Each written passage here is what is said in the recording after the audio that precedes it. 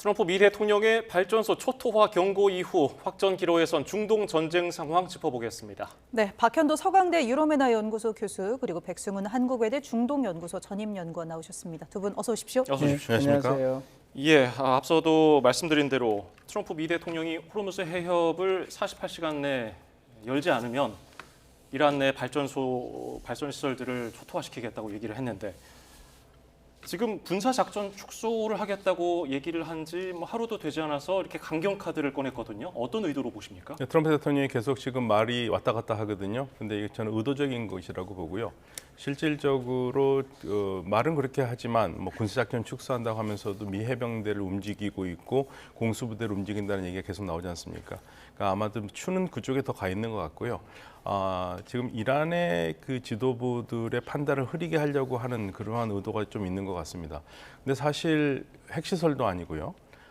이 민간인 시설을 공격한다는 것은 국제법 위반이거든요. 이거는 해서는 안 되는 일인데 이런 초강수까지 두고 있고 이란이 그렇다고 해가지고 거기에 겁나서 봉쇄를 풀거나 그럴 입장은 아니거든요. 분명히 또 강대강으로 나올 거기 때문에 그다지 좋지 않은 전략이라고 생각합니다. 네, 이 트럼프 대통령이 이란에 48시간 최후 통첩을 하면서 이란의 돈줄인 원유 시설도 아니고 또 핵시설도 아닌 발전소를 겨냥했습니다. 이 부분은 어떻게 좀 해석해야 될까요? 제가 앞에 얘기도 하면서 이렇게 얘기 드리겠습니다. 이게 지금 언론에서 지금 자꾸 왜 군사 공격을 안 한다는데 확전을 하지 이렇게 하는데 이게 어떻게 보면 지금 강압 외교가 들어가고 있는 겁니다. 그러니까 이게 전혀 다른 얘기를 하는 것이 아니라 미국이 이제 출구 전략을 짜서 나와야 되는 상황이지 않습니까? 근데 출구 전략을 짜서 나오려면 지금 핵심으로 풀어야 되는 게 호르무즈 해협이 막힌 거를 뚫어야 됩니다. 네. 근데 그걸 하기 위해서는 지금 이게 계속 풀리지가 않으니까 그럼 왜 이렇게 하느냐? 두 가지가 있습니다. 이거 왜 이렇게 하느냐? 하나는 이게 그 미국이 해협 봉쇄를 이거 뚫어내지 못하는데 이게 지금 이란이 계속해서 협상 카드로 쓰고 있거든요. 그러니까 이게 어떻게 하냐면 해협 질서는 미국이 정한다라는 걸 확실히 하고 협상에 들어가기 위해서 이걸 쓴다라고 이렇게 보시면 될 것 같습니다. 그게 첫 번째고요. 하나는 또 이제 그런 거죠. 이제 지금 이게 어찌됐건 이 봉쇄를 뚫어내지 못하는 모습들을 계속 보면서 미국이 압박을 받고 있으니까 그리고 지금 메시지가 관리가 안 된다라고 얘기를 하고 있으니까 이제 강력하게 이렇게 나가는 거죠. 근데 이제 보면 강압 외교가 시도 관망 그다음에 점진적 나사 조이기, 그다음에 암묵적 통첩, 그다음에 최후 통첩이 있습니다. 근데 지금 어떻게 보면 트럼프 대통령은 지금 최후 통첩을 한 것이죠. 근데 여태까지 보면 점진적으로 우리가 공격을 한다 하면서도 최후 통첩은 안 했습니다. 언제 공격할지 얘기를 안 했거든요. 근데 그렇게 하면 왜 그렇게 했냐면 최후 통첩을 하는 순간 우리가 트럼프 대통령 그때 하지 않으면 또다시 타코다. Trump always chicken out. 이렇게 얘기를 들을 거니까 그리고 신뢰도가 떨어지기 때문에 못했던 겁니다. 그런데 그럼 왜 지금은 최후 통첩을 했냐? 네. 나름 자신감이 있는 겁니다. 그리고 어느 정도 그리고 이거를 끝내야 되겠다라고 하는 생각을 해서 밀어붙이는 건데 이게 조금 위험한 부분이 있습니다. 과연 이거를 끝내지 못한다면 어떻게 보면 트럼프 대통령은 그 확전해서 들어가야 되는 것이거든요. 그때도 똑같았습니다. 2003년 그 부시 대통령 때도 사담 후세인아 이때까지 다 떠나라. 떠나면 우리가 공격 안 하겠다는데 그날을 지나서 떠나겠다니까 늦었다. 최후 통첩은 됐고 우리는 신뢰도 있으니까 간다 해서 끝까지 갔거든요. 그러니까 그런 측면에서 좀 이해를 하시면 될 것 같고 그 안에서 이 움직임을 봐야지 왜 지금 해병대 원정대 30일 원정대대가 가는지 아니면 파리 공수대대가 가는지를 좀 이해하실 수 있을 겁니다. 이게 하르그섬 점령 작전이냐 아니면 주둔군 작전을 하려고 하는 거냐 이거를 보시면 안 됩니다. 왜냐하면 지금 2003년도 이라크에 주둔군을 넣고 점령을 했던 것도 미국이 16만 군을 보내서 이렇게 했거든요. 예. 지금 2,200명 병력, 그다음에 오키나와에는 해병대 2,300명 더 보낸다. 그다음에 파리 공수 대대 19명까지면 올 수 있는 부대를 사용한다. 이런 모든 것들이 어떻게 보면 그게 10,000명도 채 안 되거든요. 그러면 오랜 군사작전을 할 수 없으니까 이렇게 보면 지금 트럼프 대통령이 강압 외교 측면에서 거의 끝까지 협상력을 끌어올리는 상황에서 벌어진 일이다. 이렇게 보시면 될 것 같고요. 네, 그 다음에 이제 질문은 그런데 이제 발전소를 겨냥한 발언을 했거든요. 그 최후 통첩 안에서. 네.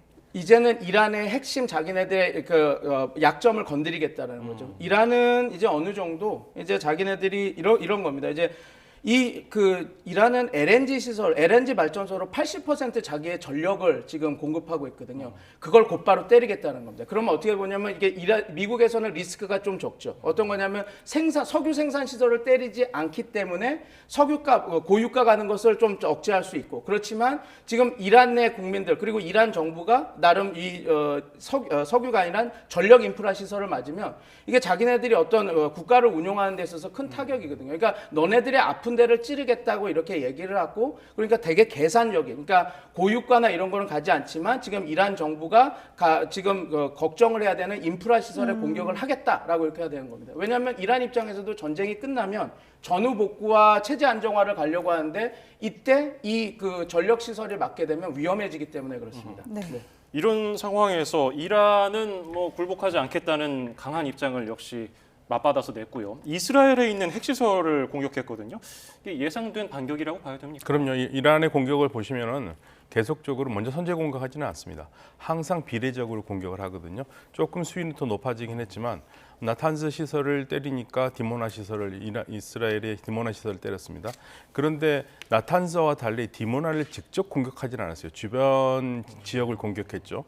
지금 뭐 이란이 핵시설을 공격했다고 그래서 지금 서방 언론에서 대단히 시끄러운데요. 사실은 이스라엘과 미국이 이미 이란의 핵시설이었던 부셰흐르 주변까지도 공격을 했습니다. 그러니까 이게 뭐 새로운 건 아니고요. 서로가 직접적 타격을 하지 않는 방향이죠. 나탄즈는 좀 다른 문제입니다. 그래서 이란이 그 부분에 대해서 보복을 한 거고요. 보복을 했는데 상당히 정확한 미사일 그리고 무거운 미사일을 썼거든요. 근데 이스라엘이 막지를 못했고 이런 점은 지금 이스라엘에는 굉장히 충격으로 다가올 것 같습니다. 네. 자, 이런 상황에서 이란은 이 보복을 계속해서 하고 있는데 특히 디모나의 미사일 공격을 단행했습니다. 들으신 것처럼 이런 것도 다 예상된 반격의 일환인 거죠? 네, 이거는 어떻게 보면 이란이 할 수 있는 최선을 다한 겁니다. 왜냐하면 우리가 봐야 될 게 지금 이스라엘이 방공 시스템이 잘 갖춰져 있는데 지금 피로도가 높고 요격 미사일이 적은 상황이긴 하지만 그래도 디모나 같은 그다음에 아라드에 있는 핵시설은 완전히 7중 방어망으로 잘 막고 있습니다. 우리가 잘 아는 뭐 아이언 빔, 그다음에 아이언 돔, 그다음에 뭐 다윗의 물팔배 에로 2, 3, 그다음에 팩3 시스템, 우리가 잘 아는 페이트리엇, 사드 이걸로 다 막고 있거든요.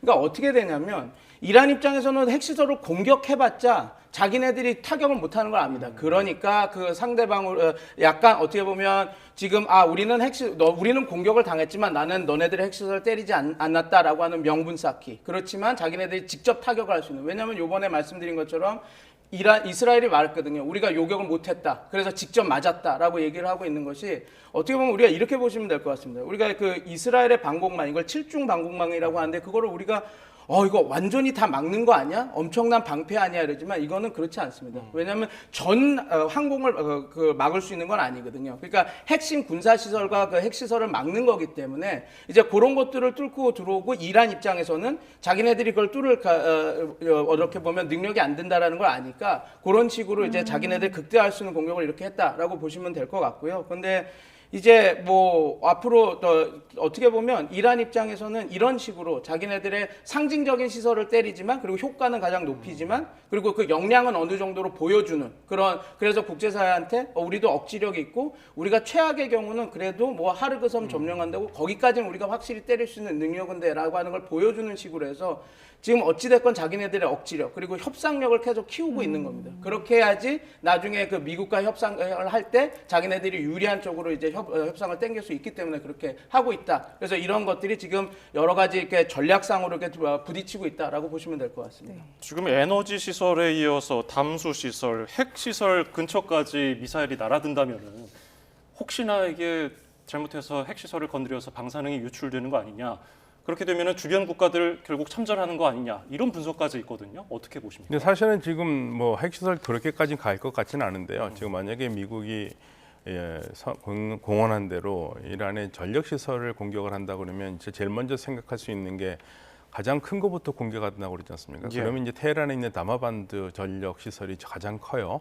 한 2,800메가와트 정도 되고요. 가장 작은 게 이제 부셰흐르 원전인데 문제는 이란의 모든 거의 이란의 전력 시설들이요 주변 국가와 전력망으로 연결돼 있습니다. 그러니까 만약에 이란의 전력 시설이 트럼프 대통령이 말하는 것처럼 전부 다 파괴가 된다면 주변 국가들로 가는 전력 수출이 다 망가져 버리고요. 아르메니아라든지 아제르바이잔, 투르크메니스탄, 아프가니스탄, 파키스탄 전부 다 이 영향을 받게 됩니다. 이 지역 자체가 혼란이 되는 거죠. 더군다나 전력 시설이라는 것은 민간 시설이기 때문에 이건 아까도 말씀드렸지만 국제법 위반 여지가 굉장히 크고요. 또 그렇다면 이란은 가만히 있느냐? 이란도 공격합니다. 예를 들면은요, 다마반드 시설이 이란의 전체에 차지하는 비율은 2%, 3%가 안 됩니다. 그러나 이스라엘의 전력 시설 같은 경우는 오르트란 곳에 그걸 공격을 하잖아요. 거기 이스라엘 전력 시설이 20%예요. 그럼 누가 더 아플 것인가는 생각을 해봐야 됩니다. 이스라엘뿐만 아니라 주변의 아랍 국가들의 담수 시설이 있죠. 미국 물론 이란은 분명히 얘기합니다. 미국과 이스라엘과 관계된 시설만 때리겠다는데 담수 시설을 때린다고 했을 경우에 사우디아라비아는 담수 시설의 의존도가 70%고요. 아랍에미리트는 90%고 카타르는 100%입니다. 담수 시설, 정유경제, 전력 시설 이러면 이 지역 전체가 혼란스럽게 되는 거죠. 어느 나라가 참전하고 참전하지 않고가 문제가 아니고 이 중동 자체가 완전히 불바다가 되기 때문에 사실은 트럼프 대통령이 최후 통첩으로 전력을 한다고 그랬지만 사실 안 하는 게 정상입니다. 네. 한 가지 제품 네네. 이란이 경제 제재를 받고 있어서요. 전력을 그렇게 많이 수출하는 거는 그렇게 영향력이 크지는 않다. 그거는 하나 바로 잡고 가겠습니다. 네네. 이란이 이제 인도양에 위치한 미국과 영국의 합동 군사기지 쪽으로도 탄도미사일 두 발을 쐈다는 소식이 4,000km 들려왔습니다. 네. 이 사거리가 이제 4,000km가 맞습니다. 되면은 서유럽까지도 사정권이라는 거잖아요. 네네. 근데 서유럽까지 사거리가 되죠. 그리고 이게 좀 놀라운 거긴 합니다. 왜냐하면 여태까지 이스라엘이 이란이 실제 보여준 건 세질 미사일이라고 2,000km 정도 되는 거였거든요. 근데 이제 이게 2배 되는 거가 이제 나타나니까 이렇게 하는데 그래서 이거 어떻게 미국도 이게 대륙간 탄도 미사일이니까 미국도 건드릴 수 있는 거 아니야? 뭐 잠수함에 실으면 이렇게 될 수 있는 거 아니야? 그런 어떻게 보면 음모론들이 나오는데요. 그런 것들은 아니고 지금 말씀하신 대로 유럽까지 공격할 수 있는 그런 것들이 됐죠. 근데 지금 가장 큰 이 핵심의 문제는 뭐냐면 이스라엘을 어디서든 때릴 수 있다는 게 문제입니다. 그러니까 그 이란이 저기 산맥 저 끝에서 쏴도 다 넉넉하게 이스라엘 모든 곳을 때릴 수 있다라고 하는. 왜냐하면 과거에는 미사일이 뭐 2,000km, 3,000km 그러니까 서부 지역 뭐 방공망 레이더 있는 그렇게 했는데 지금 이 의미는 물론 대서양에 이렇게 공격하고 우리가 유럽도 공격할 수 있다라고 하는 하나의 억지력이 우리 이 정도 있어라고 하지만 가장 조금 이게 뜨끔한 거는 이스라엘일 겁니다. 왜냐하면 이란이 계속 우리 4,000km 갈 수 있다라고 얘기는 했지만 한 번도 그거를 얘기 안 해서 그 정도 못해 하고 이야기를 하고 있었거든요. 근데 이제 이게 이란도 그 우주 발사체가 있습니다. 시모르그 플랫폼이라고 해서 그 우주 발사체가 있는데 그거를 군사적으로 전용해서 4,000km 이렇게 날린 걸로 지금 이렇게 보이고 있거든요. 네. 그래서 이런 것들을 보면 이스라엘 입장에서는 우리가 지금 공격을 하고 다 한다 그래도 저기 이란의 저 끝단 동쪽 끝단에서 산맥에서 쏴도 올 수 있는 미사일이니까 이게 어떻게 보면 이란 입장에서는 우리가 이런 억지력이 돼 하고 보여준 거라고 볼 수 있죠. 근데 저기 인도양에 쏜 것들 둘 중 하나는 고장으로 떨어졌고 하나는 요격이 된지 안 된지 모르지만 그 이지스함의 샘3 미사일로 이렇게 뭐 밝힌 건 아닙니다. 요격이 됐나 안 됐나 하지만 어찌됐건 실패를 했습니다. 그래서 그 정확도나 아직 이런 것들을 확실히 전략적으로 운영할 수 있느냐는 아직 미지수에 있는 것이기 때문에 너무 걱정을 안 해도 되지만 물론 지금 이란 입장에서는 우리가 어디든 사거리 이스라엘까지는 확실히 어디서 숨어서 때릴 수 있다라고 하는 것을 보여주는 게 하나의 의미가 있다 이렇게 보시면 될 것 같습니다. 예, 방금 말씀하신 대로 충분히 위협적인 메시지를 줬다고 볼 수가 있는데 이스라엘의 경우 네타냐후 총리가 간밤에 쉽지 않았다고 어려웠다고 얘기를 했어요. 이스라엘 방공망에 문제가 생긴 거 아니냐 이런 해석은 어떻게 보세요? 과부하가 걸린 건 맞는 것 같습니다. 일단 그 지금 4,000km 한 거는요 약간의 혼선이 있습니다. 메르 통신이 보도하기는 했는데 네. 이란 혁명수비대 고위 장성이 관리가 그거를 부인했습니다. 우리는 쏜 적이 없다. 우리가 쏜 건 아니다라고 했기 때문에 요거는 좀 사실관계가 더 필요할 것 같습니다. 이게 이제 월스트리트 저널에서 먼저 발표하면서 이게 나왔거든요. 그래서 이 부분은 좀 더 봐야 되겠고요. 아락치 외교장관 같은 경우에도 계속적으로 우리는 2,000km라는 얘기를 계속 해왔기 때문에 예. 쏘고도 안 쏜 걸로 한 건지 아니면 정말 안 쏜 건지를 좀 더 두고 봐야 될 것 같습니다. 요거를 그리고 한 가지 더 얘기를 드리자면 그러니까 미사일 방어 그 금지 조약에서 이게 중장거리로 가면 위반이 심각하기 때문에 이란 입장에서는 쏘고 이거를 어쩔 수 없이 저런 식으로 얘기할 수밖에 없는 상황도 있다라는 거를 좀 덧붙여서 말씀드리겠습니다. 그래서 그러니까 그 그동안 부분- 그래서 사거리 2,000km를 그렇죠. 계속 지켜왔던 거죠. 네. 이란 네, 계속적으로 국제에서는. 지켜왔죠. 네네. 이제 절대 넘지는 않았는데요. 물론 이제 2,000km 사거리 제한을 뒀다가 풀기는 했어요. 그런데 이 부분은 좀 애매한 부분이 있어서 좀 더 확인이 좀 더 필요할 것 같고요. 그리고 아까 질문에 말씀하신 것 중에서 이란은 애초부터 전쟁 시작할 때부터 세 가지 단계로 공격을 시작했거든요. 제일 먼저 주변에 미군 기지에 있는 레이더를 무력화시키고 두 번 그게 이제 소위 말해서 맹인 작전입니다. 맹인 작전을 하고 두 번째로 한 게 상대방이 가지고 있는 대공 미사일 방어망을 과부하를 걸리게 하는 건데 그래서 싸구려 미사일을 쏘는 거죠. 상대적으로. 그러면 상대는 비싼 거기 때문에 한계가 있는 거고요. 이제 그래서 어느 정도 무력화가 되면 세 번째로 하면 이제 상대를 압도한다.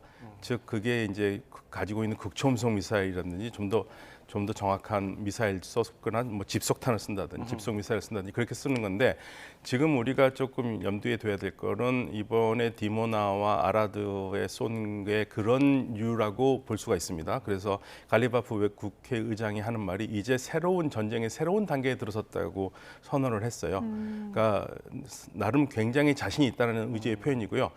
이스라엘의 방공망이 이제는 무너졌다. 그러니까 앞으로는 우리가 더 잘할 수 있다는 걸 보여주고 있고 그건 반대로 그동안 이란이 방공망이 완전히 무너졌기 때문에 이스라엘이 마음대로 했잖아요. 이제 그런 상황을 우리가 만들 수 있다는 거를 갈리바프 외교장관 국회의장이 얘기한 거는 좀 주목해 볼 만한 상황입니다. 네, 이런 가운데 이제 이스라엘은 대이란 공격 수위를 좀 대폭 높이겠다는 입장인데요. 이런 상황에서 트럼프 대통령은 입장이 좀 미묘하게 변화하는 모습입니다. 휴전은 없다는 입장이었는데 최근에는 이 군사 작전을 점진적으로 좀 축소하는 걸 검토하겠다 이런 이야기를 했거든요. 미국과 이스라엘이 동맹이긴 한데 목표가 좀 달라지는 것 같기도 해요.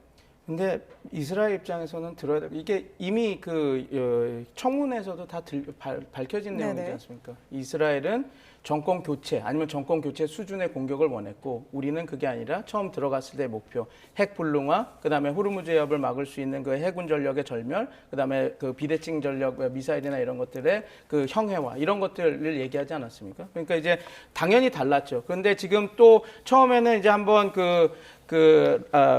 사우스 파스 남부 파스 생산 시설을 때리고 나서 미국이 강하게 얘기를 하니까 이스라엘이 발을 맞춰주는 얘기를 했단 말입니다. 물론 이제 지상군 파견의 필요성이 있다라 해서 좀 뒤끝을 남기긴 했지만 그래서 지금 어느 정도 합을 맞춰가고 있다라고 했는데 지금 약간 괴리가 있는 것 같은데 결국은 이스라엘은 미국의 말을 듣지 않고서 알 수는 없습니다. 지금 상황에서. 왜냐하면 우리나라 상주에 있던 사드 미사일 간 것도 지금 요르단에 있는 사드 포대로 갔다라고 하는데 그게 어찌됐건 이스라엘 방공을 하는 거거든요. 그리고 지금 뭐 요번에도 말한 것처럼 말씀드린 것처럼 뭐 디모나 이 지역에서 못 막은 것도 지금 뭐 더 분석을 해봐야지만 요격탄이나 이런 것들이 확실히 그게 막 있는 것은 아닙니다. 재고 문제가 재고 있을 문제가 가능성이, 당연히 있죠. 왜냐하면 네. 사드 미사일은 1년에 96개, 그다음에 페이트리어트 미사일은 500개 생산입니다. 그러니까 비축량은 있지만 그걸 따라갈 수 있는 상황이 아니죠. 그래서 이스라엘 같은 입장에서도 지금 미국한테 도움을 필요하고 군사무기를 달라고 하지 않습니까? 그래서 미국이 멈춰 하면 멈출 수밖에 없는 상황이라는 걸 우리가 좀 인지를 해야 되고 그게 어디서도 드러났냐면 작년 6월에 12월 전쟁에서도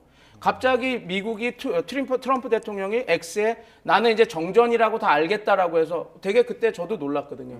어떻게 대상국 3개가 모여서 협상 한 번도 안 하는데 갑자기 정전이 이렇게 되지? 했는데 그러니까 이스라엘 입장도 좀 애매하니까 하루 정도 공격을 더 했다가 트럼프 대통령이 곧바로 트위터로 얘기하면서 네타냐후 난 되게 실망했어 했더니 이스라엘이 아니다 우리는 미국과 같이 한다고 이렇게 딱 물러섰거든요. 아무리 지금 이스라엘이 끝단에 밀어붙여서 이 이란 정권을 무너뜨리고 싶다 하더라도 전쟁은 의지로만 되는 것이 아닙니다. 그 보국가 역량으로 되는 건데 그 보국가 역량이 이스라엘은 2003년부터 지금까지 긴 전쟁을 해서 많이 떨어진 상태이기 때문에 미국의 지원 없이 할 수는 없어서 지금 앵커님이 질문하신 그 걱정하시는 미국과 이스라엘이 이렇게 궤를 달리하고 있네라고 하는 것은 그렇게 크게 큰 괴리가 아니다. 단 이렇게 굿캅 배드캅 하면서 이란에 대해서 너 더 큰 압박을 받을 수 있어라고 하는 메시지로 할 수는 있어도 이게 진짜로 폭주를 해서 이스라엘 이스라엘은 모르겠다 나는 내 길로 간다라고 할 수는 있는 그런 상황은 아니라서 너무 걱정할 필요는 없고 그 대신 이제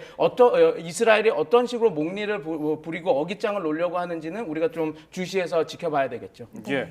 트럼프 미 대통령은 미국 여론도 살피지 않을 수가 없잖아요. 마가 진영에서도 비판하는 목소리가 나오고 고위층 측근에서도 비판하는 목소리가 나왔는데 이번 48시간 발언도 그렇고 트럼프 대통령의 나름대로의 출구 전략 중에 일환이라고 봐야 될까요? 글쎄요. 지금 뭐 마가가 굉장히 트럼프 대통령을 비판하는 것도 있고 트럼프 대통령 출구 전략이 필요할 것 같지만은요. 또 이런 얘기도 나옵니다. 트럼프 대통령이 어차피 중간 선거를 오히려 그냥 포기를 하고 역대 대통령이 전혀 하지 못했던 이란을 완전히 주저앉히는 그러한 정가를 얻고 싶어하는 마음도 있을 거다. 그 부분이 걱정된다는 하는 부분들이 있거든요. 사실 뭐 마가가 이 전쟁을 싫어했다라는 것은 누구나 다 알고 있는 이야기고요. 다만 제가 눈여겨보는 것은 지금 국방부가 백악관에 요청한 추가 국방비요. 그게 우리 돈으로 따면 300조 원이 되거든요. 300조 원이면 지금 쓰는 비용으로 따지면 지금 미국이 전쟁 비용을 1초당 11,000달러씩 쓰고 있습니다. 그거를 계산해 보면은 300조 원, 즉 2천억 달러는 약 160일 정도를 더 전쟁을 할 수 있는 네. 금액이거든요. 그렇다면은 지금 뭐 언제 전쟁이 끝날지 모르는데 최악의 경우에는 전쟁이 그만큼 길어질 수 있다는 것도 상정하지 않을 수가 없습니다. 모든 상황은 트럼프 대통령이 좋지는 않죠. 근데 좋지 않은데 트럼프 대통령도 지금 어디서 멈춰야 될지를 고민을 많이 하고 있는 것 같은데요. 만약에 그 트럼프 대통령이 정가를 얻기 위해서 끝까지 가겠다 그러면 우리는 정말 최악의 상황을 생각하지 않을 수 없습니다. 그렇다면 160일 더 한다. 그 생각해야죠.